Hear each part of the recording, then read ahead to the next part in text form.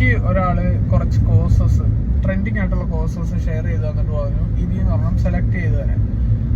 ഞാൻ പറഞ്ഞു ഇൻട്രസ്റ്റഡ് ആയിട്ടുള്ള കാര്യം പഠിക്കുന്നതായിരിക്കും ട്രെൻഡിങ്ങിന്റെ പുറകിന് പോകുന്നതിനേക്കാളും ബെറ്റർ.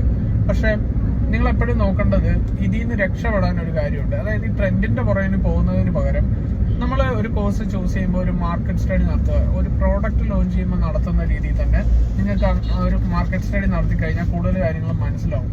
അതായത് നിങ്ങൾ ഇൻവെസ്റ്റ് ചെയ്യുന്ന ടൈം, എമൗണ്ട്, ഇടുന്ന എഫേർട്ട്, ഇത് മൂന്നും വെച്ചിട്ട് കാൽക്കുലേറ്റ് ചെയ്യുക. എന്നിട്ട് ഒരു ഹയറിംഗ് പ്ലാറ്റ്ഫോമിലൊക്കെ കയറിയിട്ട് ഈ കോഴ്സ് പഠിച്ചു കഴിഞ്ഞാൽ ഏതൊക്കെ ജോബുകളാണ് കിട്ടാൻ ചാൻസ് ഉള്ളത്, അതിൻ്റെ ഹയറിംഗ് എങ്ങനെയാണ് നടക്കുന്നത്, അതിൻ്റെയൊക്കെ ഓപ്പർച്യൂണിറ്റി എത്രമാത്രം ഉണ്ടെന്ന് നോക്കുക. പിന്നെ